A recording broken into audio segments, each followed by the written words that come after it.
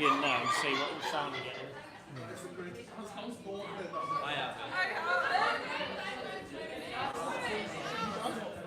Yeah, they do that all the time.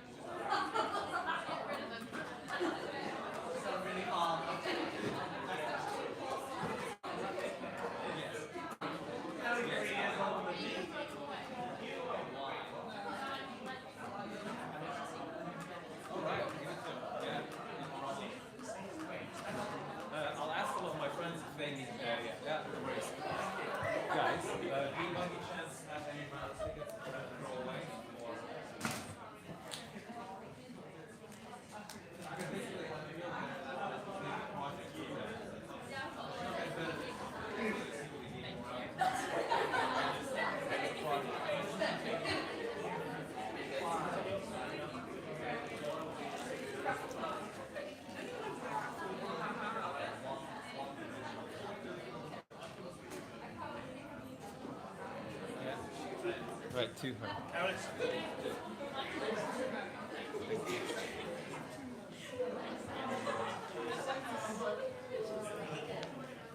Oh, do you still have your raffle tickets? Come again? Yeah, the ones that succeeds. You still have them. Right, there's a girl in advertising that is doing a project with them in the sense it's case. Would you care to give it to her? It's the girl that would be black and white. Oh yeah, that's fine.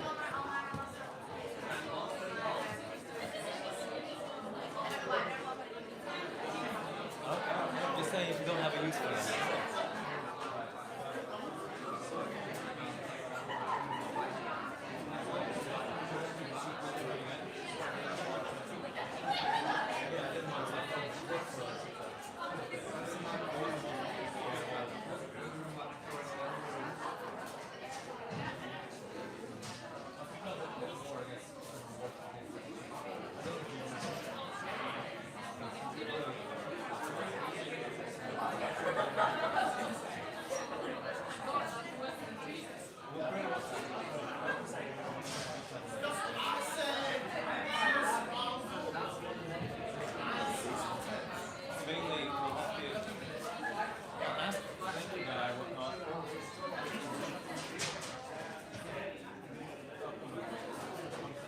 I'll ask Michelle actually about that, if you know anything.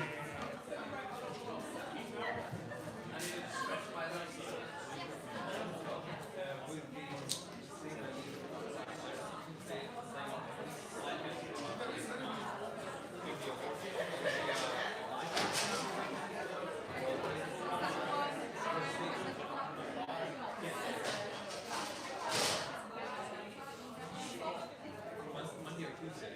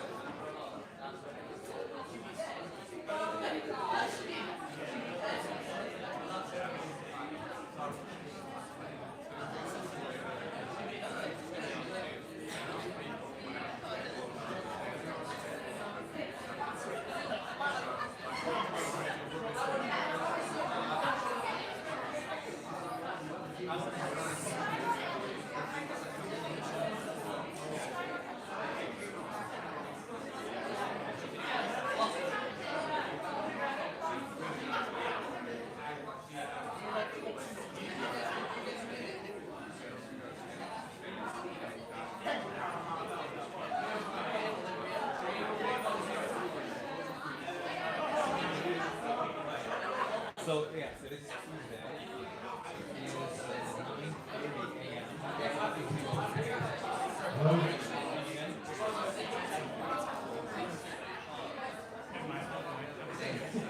Tuesday. It's in the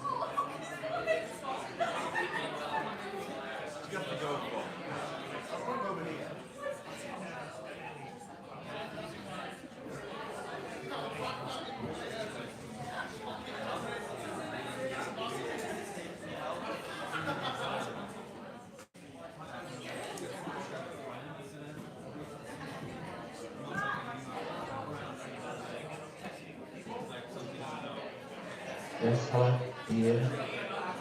Stop up there. Cool. I can actually hear myself back a little. Yeah, a touch, yeah. But I'll try and deal with that. But if I stop at some stage, maybe I can kind of hear myself. But yeah. All right, mate. Great. No problem. Wow, here we are, getting wilder upside. This is the last one. Just before I start, You have to give me a word when you want me to start speaking, because I can't see any hand signals or anything this end. yeah, will do. I just want to say thank you. All right. Cheers. Just say thanks to everybody for coming. This is the last gig of the conference week, so we always say the best at last. This is Simon Higby. When I was a young tutor, first arrived at Preston, the graphics course. Simon was one of the first students we got on placement back in the day, 2002 I think he graduated. And one thing about Simon was, he beat me into work every day in his final year. It's hard. And you bet your friend Sean, you and Sean, was two. And they were already there waiting for me. What do you think about this? What do you think about this? Ideas. And I've never come across it since. But I always remember it because basically I knew these guys were going to go somewhere because they were in before me. And they had loads of ideas, and some of them were shit, and some of them were okay. Weren't they, Simon? He was muted. But there you go. So I'm going to pass over to Simon, and he's got where he has today because he got in early, and he was full of ideas, and he challenged me and himself. Okay, Simon. Thank you, Simon. Thank you. I caught a bit of what you said there, Andrea. I think the biggest thing I can say to you guys when I was at Preston was that you really challenged us. I think and found a way to kind of challenge and channel our kind of energy to succeed. To be honest, I'm going to come a little end of the presentation. First and foremost, introduce myself. My name's Simon Higby. I'm originally from the Wirral, Heswall on the Wirral. I don't know if anyone in the room is from Heswall too. I've obviously studied at Preston University. I've also done a master's course at Berlin University, so a master's of creative business administration. So they kind of get you prepared to lead one of the kind of the big offices within the networks. I've worked in Manchester, worked at McCann where I first started. Then from there went down to Australia, travelled, played grade cricket, and also got a job down there at a small kind of boutique agency, which was a brilliant grounding, to be honest. It was two guys who'd, I think they'd been working at TVWA, started their own agency, a small one called The Works. They've continued building out. I think they've just sold it now to a big investor. But at the time, it was wonderful. We had clients like MTV and Jim Beam, and I got to do so much stuff at a very kind of very young age. I think I was, what would I be then, maybe 25, 26, and you were off shooting your own ads, all that type of stuff. Met a Swedish girl down there, strangely, at the airport, which was a very kind of strange experience. She moved into our house after about 2 months, and basically didn't leave until she demanded that she wanted to go back to Sweden about 4 years later. And then I started at DDB in Stockholm. I met the boss here, who's still the boss, Andreas Dahlqvist. Met him after a couple of weeks of being in Sweden. I started at DDB because I really wanted to work on the Volkswagen account, because obviously, you know, growing up in the UK and reading advertising books, you see, I mean, VW is the brand to work on. So started there, and I've basically been here ever since. Started as a pretty junior, to be honest, and then kind of grew with the office, and so now one of the part owners of the group, and we have offices in all of the Scandinavian capitals. We have an office in Riga also, and then we work really closely with Adam and Eve in London, the Chicago office, and lots of kind of global projects and stuff like that going on. So that's a little bit about me. I'm a Liverpool supporter, a massive cricket fan, and I've got a little son called Sam, who gives me a very good perspective on life, to be honest. And then we've got a second one who's going to arrive soon. So I'm going to be in Sweden for at least a few more years, still. But I think it would be pretty nice to test myself in London, for example, or New York, or one of the big ad centres at some point. But Stockholm has been great. It's a wonderful place to work. If anybody ever wants to go to Stockholm to work, just give us a call. So that's enough about me. The theme I was given to speak about today, close but no cigar. I'm going to try to kind of show some work done by me. It's all done in our office, all of this work. So either made it or creative directed it, or one of the other partners has done a couple of these bits of work here. And then after each piece and each kind of story, I'm going to try to give a couple of simple learnings that you guys could maybe use both at university, but also going forward when you actually get into the workplace. So yes, I'm going to have some work, some advice, and some stories, and also at the end, take some questions. So I can. At the moment, I'm basically just talking to a screen, presenting this. So I can turn my presentation off and maybe see some of you guys and answer some questions about some of the work, some of the advice, things you could do at university, anything like that. So first bit of work. Now I'm mindful, by the way, this is Friday afternoon. You're right at the end of a long conference week, so I will try to keep it as brisk and as interesting as I possibly can. If you have any questions, by the way, as I'm going, I can't see anybody on the screen, as I said. So if you let Andy know, then he will let me know, and then I can maybe can break, and you can ask me a question as we're going. But as I said, we've got some time for questions at the end. So the first campaign that I wanted to show is a campaign for McDonald's that we made. It's a campaign called McDo. I think we released this a year ago or something like that, so it's pretty fresh. I always try to show when I come back to Preston, like the very latest piece of work that we've done, or that I've actually worked on. I was going to show an amnesty campaign, which is supposed to be launching at the moment, but we've got a bit of a delay on the launch, so I thought this was a really good one to show. I'm going to play you the case film, and then I've got a couple of stories about teamwork and actually how this kind of project came about. So if you can't hear the case film, let me know, but otherwise I'll let it play. And finally, here's a story from Sweden. A McDonald's there has opened the world's first Golden M barbershop, which specialises in giving people the Golden M, a 90s style haircut you might remember. Here it is here. Look at that. Leonardo, Nick, Jerry, Bex, they all had the McDonald's logo on their foreheads. The most iconic hairstyle from the 90s is now back in style.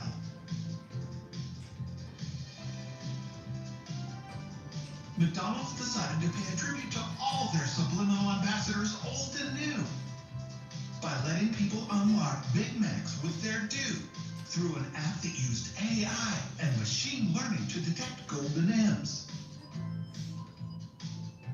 McDonald's turned a trend into walking billboards. And for all those who didn't make the cut, we offered them one instead by opening a barber shop with only one iconic hairstyle on the menu, the Golden M. A certified Golden M hairdresser guided people virtually, so they too could don the do. We spread the gospel in digital, outdoors, print ads, and online.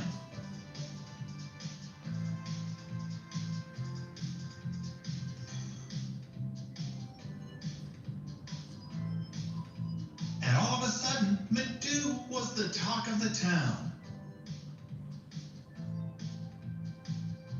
Can we see the original McDonald's kid again?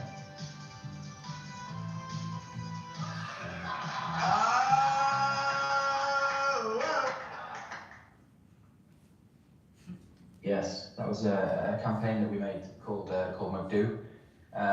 Yeah, basically just a pure branding campaign for McDonald's that was not going to run in traditional media. It's a pure PR play, online films, trying to get as much fame as we possibly could for the brand really. One good learning for you guys maybe as your students putting together case films. Something I always do with the case films is actually make it in supers first. So using text, write out your very kind of simple story, do it to 2 minutes, and then begin to start to put the pictures in, and potentially drop a VO over the top. The VO in that film you just watched, for example, we got him off Fiverr, just one of the kind of websites where you can pay a $5, get a voiceover basically. So it's you can do these types of case films. It doesn't have to be super complex.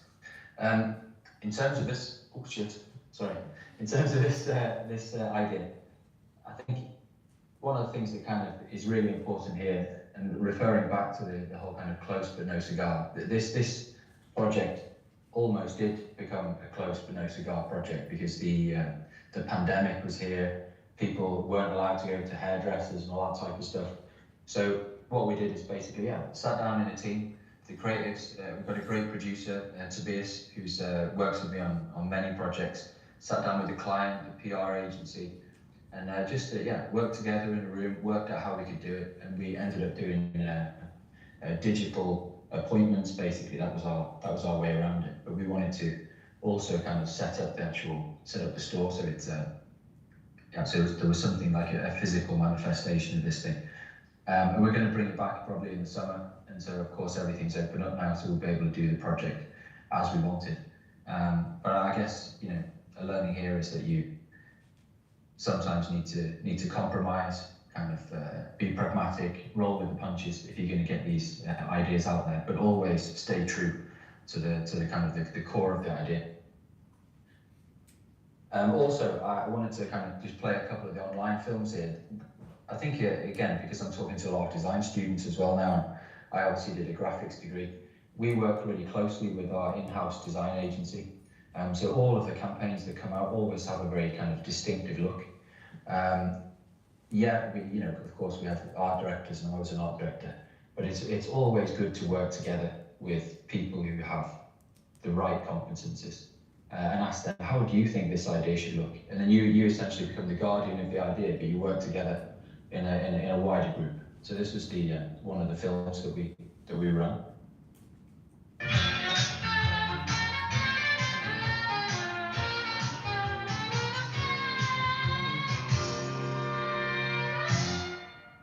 Yeah, we wanted to get the kind of the 80s aesthetic, and they found a really nice way to do it. We found a pretty nice line, a hairdo for those with exquisite taste, and played on the kind of that kind of whole 80s kind of language. And this all came from our design department, so working together as a unit. We also made a couple of smaller films too.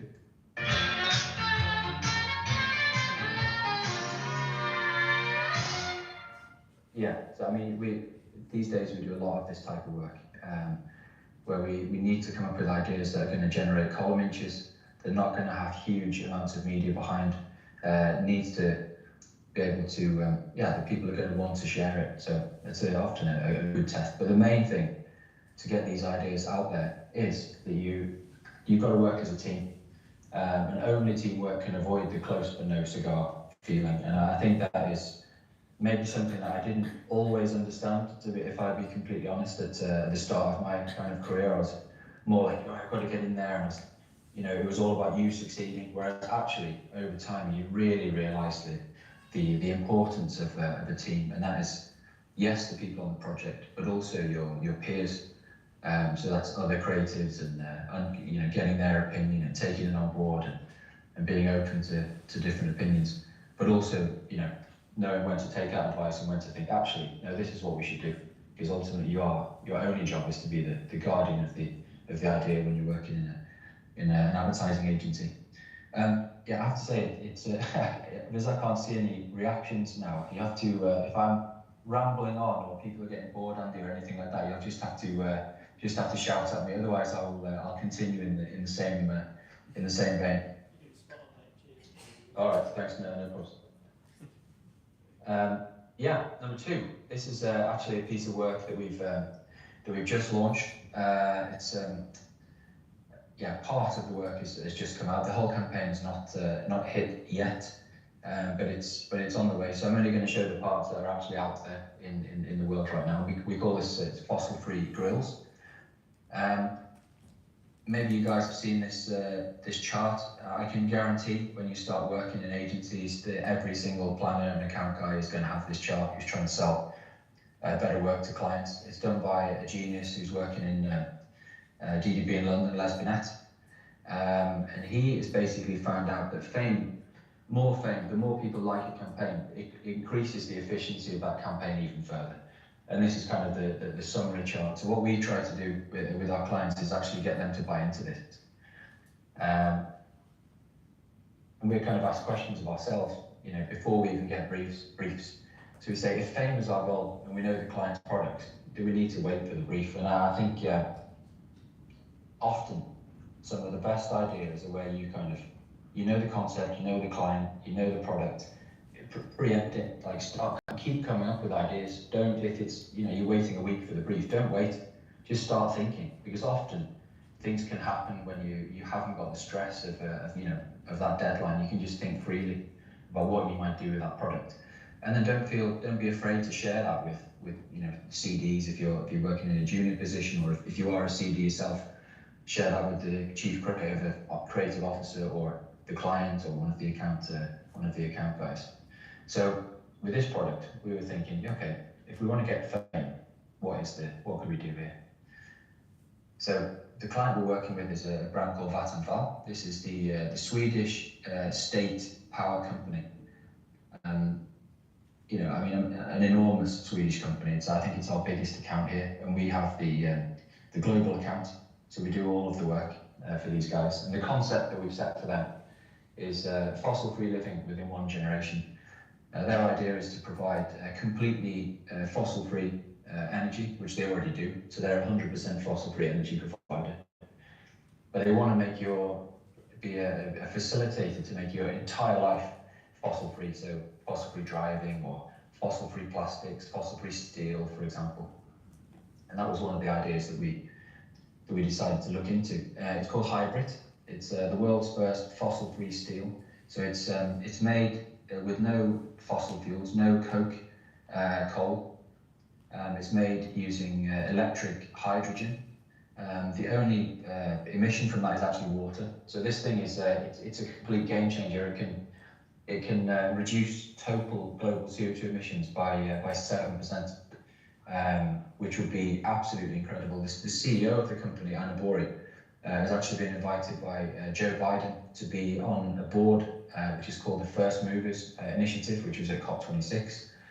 And a lot of the campaigns we've been doing have actually got her into that position, or I say maybe that's a big claim, but we've got Vattenfall noticed out there. So people like Joe Biden in the White House are asking them to come and speak to them.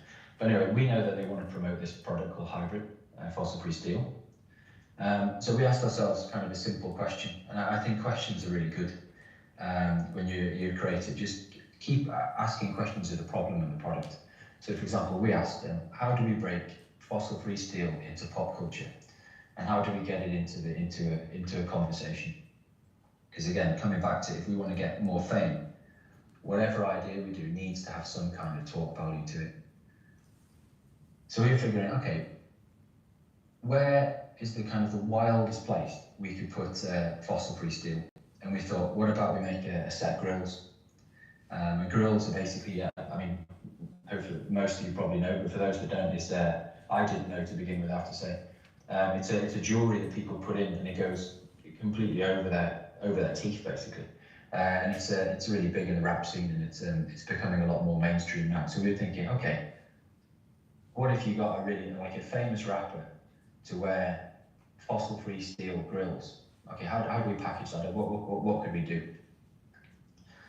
We took it to the client and said, hey, we've got an idea here that we think, what about making some grills out of fossil-free steel? So we just shared it with them at the end of the meeting and kind of begun the selling in process, essentially. They said something along these lines, cool idea, love it, but where does that fit into the campaign, and can we do it? So how does that fit with fossil-free living within one generation? So then we went away and decided, okay, who can we work with? How do we package this? The door is open for them to start to think about maybe running an idea like this. So we came for the name, of course, Fossil-Free Grills. The picture you can see in the background is actually the rapper that we used, a London, UK rapper called Steph London. And she's just released it on her social channels at the moment, the whole film. She had a specially made pair of grills done. They're called Fossil-Free Grills. And we basically positioned it like this, that it's the world's most valuable metal, as it can reduce global CO2 emissions by 7%. So we kind of played up the idea that actually, yeah, you have gold and platinum and all that sort of stuff, but actually to humanity and to the world, to the planet, this is the most valuable metal. And so we kind of, made that connection between jewellery and between what Vattenfall are doing, fossil-free living within one generation. Once people see this, and it gets in social media and newspapers and all that stuff, it allows Vattenfall to capitalise on that fame and to begin to talk about all of the things that they do to drive fossil-free living within one generation. We've used her as she's kind of the poster girl in the whole campaign. She's the hook at the start of the TVC, which is now running across Europe. I think it's Sweden, Finland, Holland, Germany, France, I think the UK, or I think it might be just social in the UK, I'm not 100% sure on that one, but it's certainly the other countries. So we essentially, because we thought kind of outside the brief and didn't wait, preempted things, we have managed to get Vattenfall, which is a big Swedish state-owned power company, to work with a UK rapper called Steph London doing a piece of jewellery. And I think if you didn't kind of preempt it and begin to do that selling and waited for the brief, you probably would never come up with ideas like this. So it's really it's good to be proactive, and that's kind of the learning here really. Always be thinking ahead and inspire clients to ask for the right work. So if you can sow a seed of an idea in their minds, then they're more likely to come to you and say, hey, that thought that you had, how about we could build that into this brief form? Or maybe they would ask you for something similar, but again, it helps you to begin to go in the right way. For me, I use the client because obviously I'm working towards the clients. When you guys, students, start in agencies or whatever, it'll be the creative directors or the account guys you meet. Still do the same thing with them. Like, always be the one who's kind of thinking ahead and trying to inspire them with a new thought on the client that they're responsible for. I think that will they will really enjoy it. It will help you in your career, and you will definitely get better work out if you do it. Idea 3. This is called the Skoda Clown. I think this is about 10 years old actually. This idea, but I think there's a real again, that whole thing about thinking ahead, inspiring people, kind of not waiting. It's here in spades. And so this is a quote, a really famous one. Again, if you work on a car account, I guarantee that you will see this quote at some stage from an account guy. if I would ask people what they wanted, they would have said a faster horse, and that was said by Henry Ford. Obviously, he was meaning, you know, that's how he invented the car. He didn't wait to see what people wanted. He just kind of got on and did it. And the clients, to be honest, they're no different, because, you know, they're kind of, yeah, they're in their businesses. They've got their KPIs to hit, and often the account guys can come back to you and say, I've asked the client what they wanted. They want the same as the other car brands. So basically, that can mean like, yeah, we want a nice looking car driving around, you know, Serpentine Road in Southern Europe somewhere with a nice pricing, how it's great value and all that stuff. And it doesn't always cut through. I think sometimes they will absolutely do that, and there is a role for it. I'm not saying that that's a bad thing. I've done many of them myself. But there is a time, if you're, say, working with a challenger brand, for example, that you need to do something that cuts through a bit more. So we had, there's a guy in our office, like Martin Lundgren and Leonard Clausen. They had an idea for Skoda, which they came up with, and this was basically an ad to, I mean, bearing in mind this is 10 years ago now, to just position Skoda as a serious car, just like VW or one of the other brands, but just priced by a clown, basically. So this is the board of directors, and then the clown there just says underneath, the guy who prices our cars. So again, this in one print ad, you know, positions that car as, it's like a good, solid, serious car with a ridiculous price, basically. And they came up with this as a you know, a proactive idea, ran as a print ad, and that changed the question from the client, which was great. When a kind of a bigger brief came in, the account guy said, I asked the client what they wanted. They asked if we could do more with the clown. So now it's more, they think, wow, this is great for us. They've got some good reaction from that print ad. Could we make this into a much bigger campaign? And this is what happened. Not a lot of people know that Skoda manufacture their cars in one of Europe's most modern factories. In a clinically clean environment, quality is assured at multiple stages. For example, here the engines are subject to optical inspection. Every aspect is performed with micrometer precision. The cars are then checked one last time before they are priced and made ready for delivery. Yeah, and being in Scandinavia, I mean, that ad was, we had to try to find a way to do this, again, on a small budget. So it's, we did a bit of, I didn't do it, but Martin and Leonard did a bit of MacGyver advertising, as we call it. They got an ad that had been shot in the UK, and Skoda owned all the footage for the factory and all that sort of stuff, and then reshot the clown section of that ad. And then, hey presto, you had something that looked really quite expensive, positioned Skoda, as I said, as a really like serious good car, just with a, you know, an idiotic price set by a clown, basically. And so I guess the learning here is, like, you know, read the brief, but don't obey it, and that no execution is possible. I think the first one is really key for everyone. You know, it's as a creative, you should always, yes, read the brief and know the problem that you've got to solve. That's, you can't argue about that, but you don't have to obey what it tells you. Okay, we need a film and it needs to do this and it needs to do that. You can always tell the same story in a slightly different way. And people, clients are often more open to it if you can be a bit proactive and be thinking about things before they even, you know that they actually want it. 4. This one is called the Border Billboard. This is a bit of a shorter section, really, and we came up with an idea for McDonald's. This was to joke around with the Norwegians. They have extremely expensive Big Macs, so we did an outdoor campaign where we put put posters on or that straddled the border, basically, between Sweden and Norway, and just put the different prices on either side of the border. Ran this on every single border crossing that was across Sweden and Norway, which is many border crossings, and it obviously said welcome to Sweden. And this went out there. It was doing really well, getting a lot of traction in Norwegian press, people talking about how Sweden are joking with them and vice versa. It was going out there. We thought, oh great, this is this might get a few awards and stuff like that. So we entered in some award shows, but then we had after it had been nominated in an award show, had a call from the clients, the Swedish clients, who said, "Oh no, this we have to take this away. This is too political. There's too many arguments going on.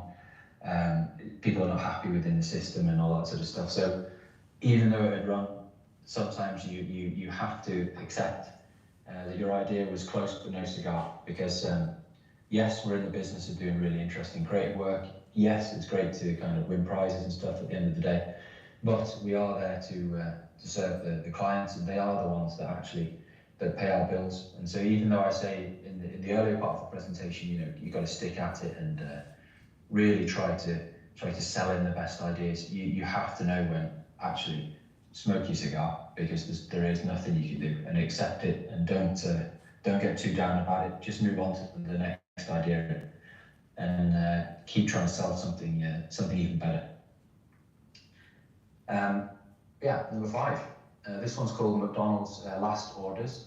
The reason I wanted to show this one is, again, this is like maybe you're kind of seeing a theme through this. This was a story about not giving up and having a really interesting area for McDonald's to speak about.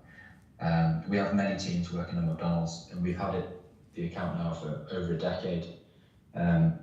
We all know we go to McDonald's after we've had a few beers. We've been trying to do something on that inside for a long time, but then maybe for good reason, not always convinced to do it. But that's not to say you shouldn't continually present these ideas, because one day you'll be in the right time and the right place, and you get something awesome out. Which is like these ads. They're just running at the moment. The copy there says the first order after the last order. And now you can basically see a McDonald's at the bottom of a beer glass. These are getting pretty, a lot of praise and things like that in different advertising press. It's certainly one of the ideas that I'm really jealous that I didn't do. This is done by some creators in our office called Anton and Santa, with 2 creative directors, Petter and Joel. And I just think it's absolutely brilliant, and it's great that McDonald's can do stuff based on this insight. I think the Nordics operate one of the only places where they could probably do this, and I just think I think this is absolutely high class. It's one of the most difficult things to do if you're working in advertising, to do a really, really good outdoor poster that is quick to get, perfect copy, gets the product in the middle, perfectly branded without actually having a logo on it. It has all the parts in it that I just want to take my hat off and say bravo. And if you have an idea like this in your book, I can guarantee that would get you a job pretty much overnight. To be honest, people would be like, "Oh yeah, that's it, you're in." So it's you could do these types of ads at university, no problem. And I think it's try to do so, because that will get you a job. And so the learning here is to avoid the close but no cigar feeling. Don't give up. Just keep presenting it. Keep going to them. Do it with the right attitude, have the right reasoning.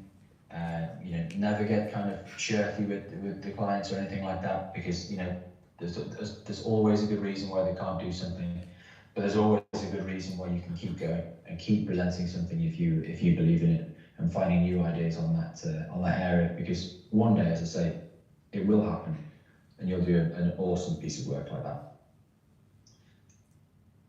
Yeah, and then I kind of figured that I wanted to try also to kind of give you a bit of advice on your kind of careers. These are like things that I've learned and rules that I use while I've been working, and I tell all of the kind of creatives who I meet coming through the business and in different award shows and all that stuff. I try to say some of these things. Andy's probably heard some of this before, because I worked using these rules ever since I started, pretty much, in some of these things. So rather than talk about work, I figured it was quite good to just give you a few pointers of things that you could do, which have really helped me. And they helped me to avoid the close but no cigar career, because that was one of the things that I worried the most about when I first started off. As I don't want to go into this thinking, you know, I can do everything. I want to be a success, and I want to make sure that you know, when you finish, you can look back and think, yeah, I got everything out of the talent that I had, and I made some really interesting work, and I don't want to have that close but no cigar feeling. So these are some simple rules that I use to avoid that. I do this continuously, all the time. I try to do every month 2 book-worthy ideas. If that comes off briefs from clients, then that's great. If it's not from briefs from clients, then I will sit down in an evening and I will try to come up with some other ideas, or I'll sit down with one of the teams and work on some proactive ideas. But I always make sure that at the end of the year, I've got 24 pieces of work that I think, yeah, I'm going to put them in my book. And if I get them all run, they're going to have a good chance of winning a hell of a lot of awards and getting traction and doing well for clients.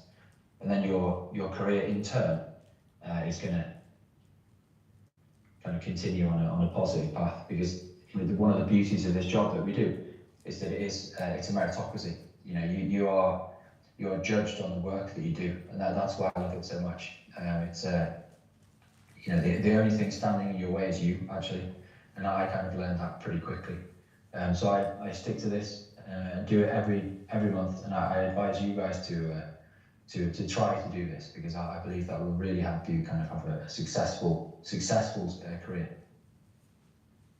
These are clients that I'm working on at the moment, actually, in order to do that. So it's working on Vattenfall, I'm working on a big project for the US market right now, Coors Light, which is just going into production. I've got an amnesty campaign which is ongoing. I'm working just started one up with Mojang Studios, and also working on a piece for the Twisted Gun Foundation, an anti-guns project in the US, for this together with this charity. And this is what I've basically been working on over the last few months. I've got more clients, but I would always try to have as many things as you can on the go that you think, yeah, these are going to be a really interesting ideas. So when you guys start at the office, and you might get put on one account, maybe you've been hired to work on a new business win that they've got or something, always look for all of the other accounts that they've got. Get the account list, and then keep coming up with ideas and share those ideas with creative directors, and make sure that you've got a few irons in the fire, different kind of projects that are going, different ideas, because you're going to have a hell of a lot more chance of being successful if you can do that. I think this is a really key thing. Learn how to sell your ideas to your CD. For me, nowadays it's like I have to learn how to make sure we sell to the client, so I have to be able to put it in the right language so that the client will understand. But for you guys, when you're coming into agencies, you just got to get your CD on board with your ideas. That's something I learned really fast. Because once they're on board and they really like it and they want to sell it, well, then you're kind of halfway there. And so this is a key thing. I think you've got a poster up in the university somewhere talking about I try to explain every idea in no more than 2 sentences. I would always do this with every idea you ever present in the agency. Before you go into a review with one of the creative directors, make sure for each idea you've got written down what are your 2 sentences, what is the shortest way to describe the idea that CD can then take to speak to the ECD or the client or whatever. And often they don't have that much time either, so you need to kind of get it across pretty quickly. Yeah, and often creative people, we have a tendency to ramble a little bit. I know I do, and so this is something that really helps me be very kind of concise in meetings, and it's something you can use at university when you're presenting to Andy and whoever you're presenting your ideas to, and then take that with you into work. So I think this is along with doing 2 ideas a month, this is something that I think is absolutely something I would push everybody to do. Of course, don't wait for the brief. Just get the client list, as I said. Always be on the front foot, finding new ideas. What could you do for this account? What could I do for this new car that came out? Did you read a news article in the newspaper that was interesting that you thought could work on an account? Go and knock on that creative director's door and talk to them. And you don't have to be annoying. You can just leave it there. but it's always good to show energy, because then people will want to give you some of their energy, and that will help you in your career. I think this is again another thing is, you know, be the person you would want around if you were the creative director. So if you think about, okay, you're the boss of this agency, you've got eight accounts that you're working on. What do you need around you? And then just be that person.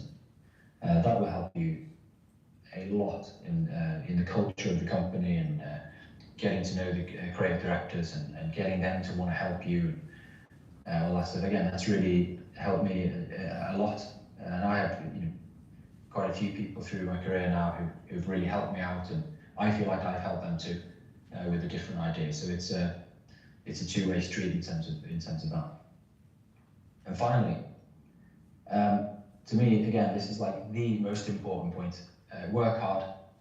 That's it. You get out what you put in.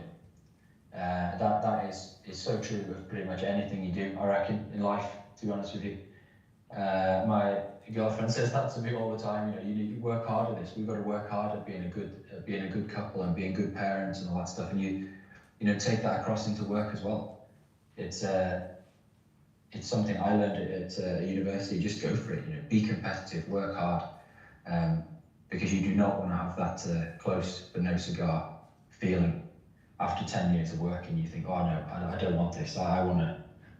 You want to do something good with your career and your talent. So work hard. And as I say, start at uni, and then carry that attitude really into work, because once you learn a lot of stuff at university. One thing I learned at Preston was that thing, you know, to work hard, to kind of keep going, to do things, you know, be on the front foot, challenge people, and if you want advice, go after it. You know, it's that's something that I learned there, and I've kind of kept it with me all the way through in my working life, basically. And if you don't believe me, you can listen to this guy, and I think he puts it in just in a perfect way. As I said, I'm a Liverpool fan, so I've not always been his biggest fan, but I mean, he is a genius. So yeah, I just thought it was good to listen to this.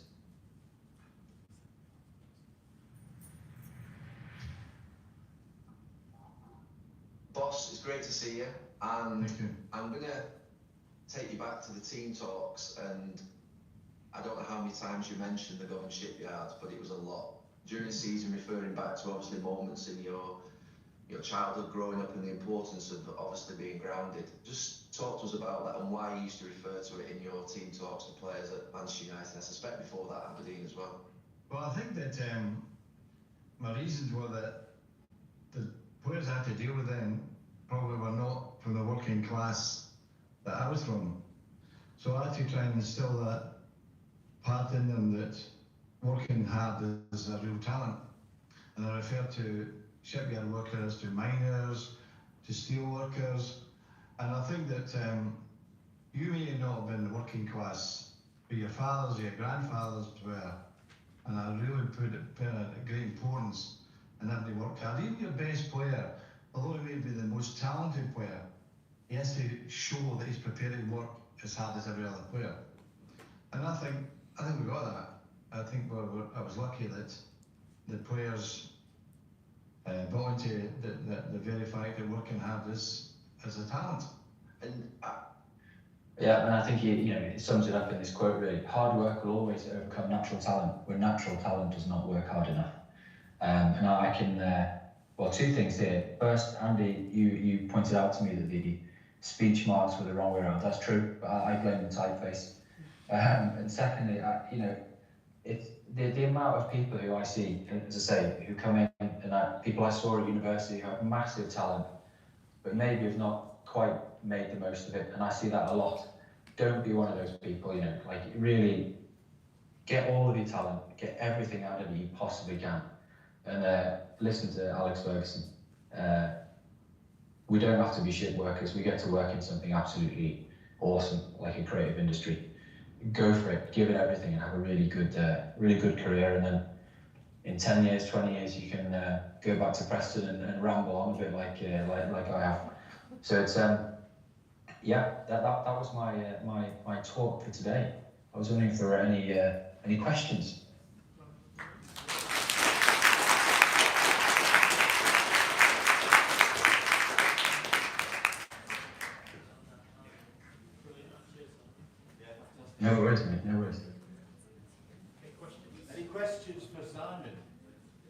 Yes, fire away. Question coming up?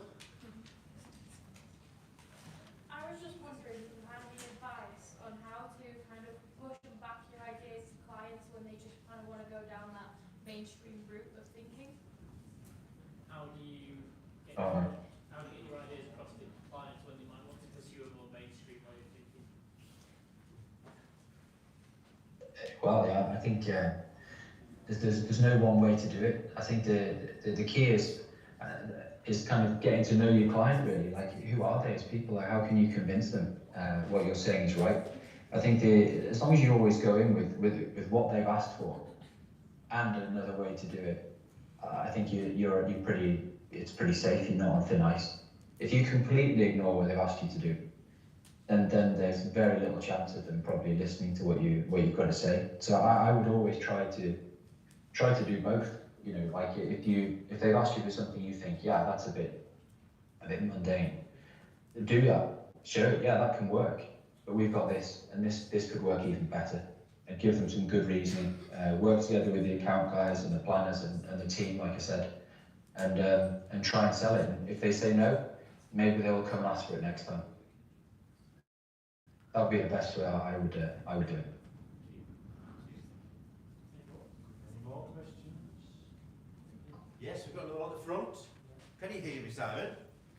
Sorry? Can you hear me? I can hear you just about, yeah. Oh, okay, right then. Shit, he's not going to hear you then, is he? Can you hear me? Sorry. You have to go to the telly. Yes. Come over. Right, cool. We'll invite you to the laptop. It's coming over. Okay, cool, mate. Price is right. Come on down! Yeah, please do. I'll look at it. Hi, mate. Hi. I'm very curious, seeing how many projects you're doing, with how many clients you're working, how do you, I guess, balance that with your life? In essence, how do you have time for your family, for your friends? How do you prioritize your life like that? Yeah, really good question. I think it's about discipline. To be honest, discipline and lots of lists. And have a really good girlfriend. They're my kind of three things. I make lists of everything. Like every day, come in with new lists, new tasks, and then organise those tasks. And I do the most important ones. But I really try to do it within the hours that you're at work. I don't really believe in sitting around till midnight at the office just to prove points. I don't think that helps anybody. I think if you're really disciplined in how you're organising your time, how you're kind of responding to things. If you can begin to do that when you just start working, you're going to find it a lot easier when you get into a leadership role as well. But then obviously, like I have Ulrika, my girlfriend. I mean, she is great and really kind of supports you when you want to do stuff, and I support her too. And you can work as a team at home, just like you do at work. I mean, that's been great for me. Right, thank you very much. No worries. I hope that was a good answer. Yeah. Okay. I hope I wasn't rambling too much when I was doing the. No, I think that would be currently concise. Oh. Okay. Oh yeah. I was worried about being too long on a Friday, that I was gonna bore everyone when they wanted to have a couple of beers. So I tried to be as concise as possible. Well, they are all waiting for the grand prize draw. When are we going to get to the raffle? Yeah, exactly. Well, any more questions? If not, Simon, he's not hanging around. Yeah, I'm at the office. I am. But it's Friday, so it's all good. Well, one more question. Yeah, I'm more than happy to. Here it comes. Will. Hello, Will.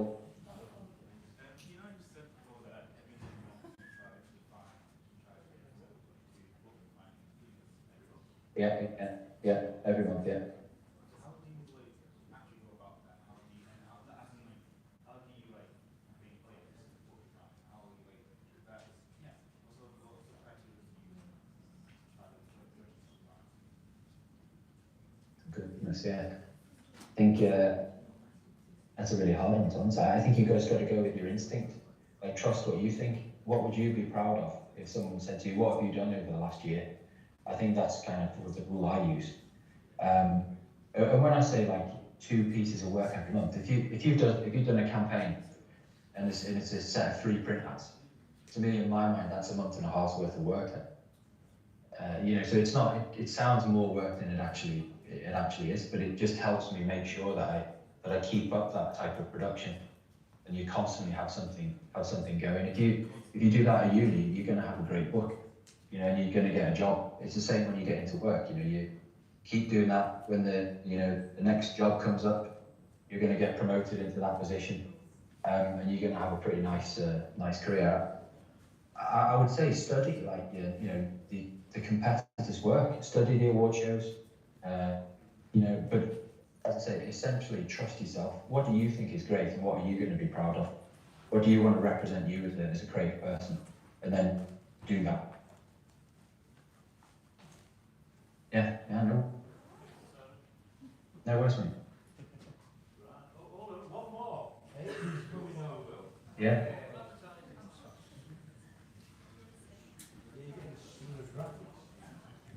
I love it. I was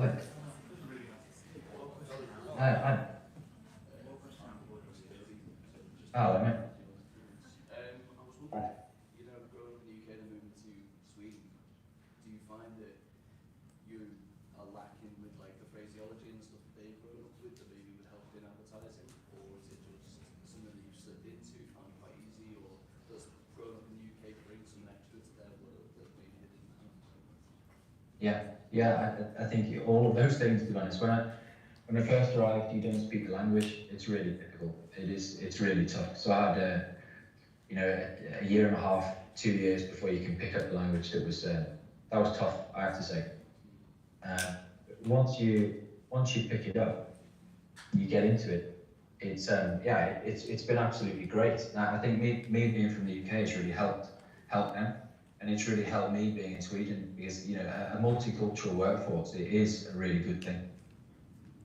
From people with different backgrounds, different opinions, it does make the work better. It challenges you. I don't regret coming to Sweden at all. I think it's been like probably the best decision I ever made, along with going to Preston uni. I think it's been one of the best decisions I ever made work-wise. So I would, really advise you, if you're looking to move overseas, go for it, try it, but stick at it for a couple of years if you do it. Always. Ooh, okay. Oh no, Yeah. one more. More the merrier. Yeah, pretty much.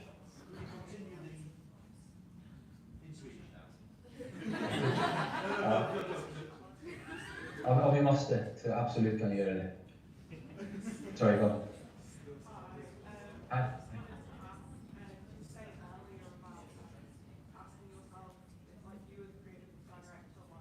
Yeah.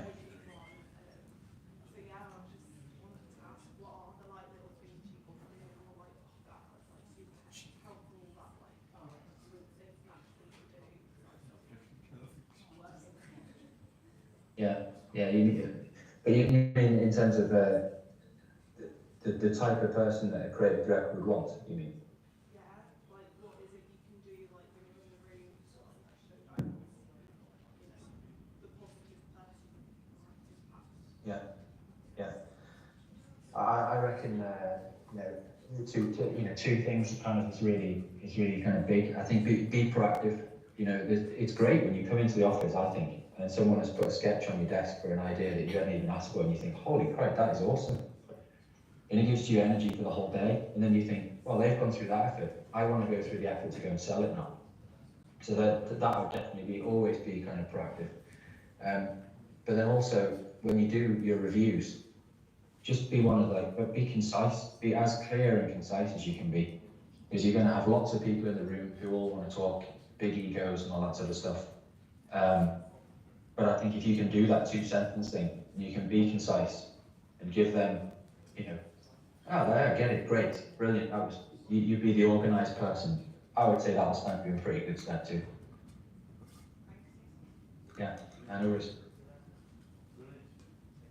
Yeah, no worries. Cool. Thank you. Very fine.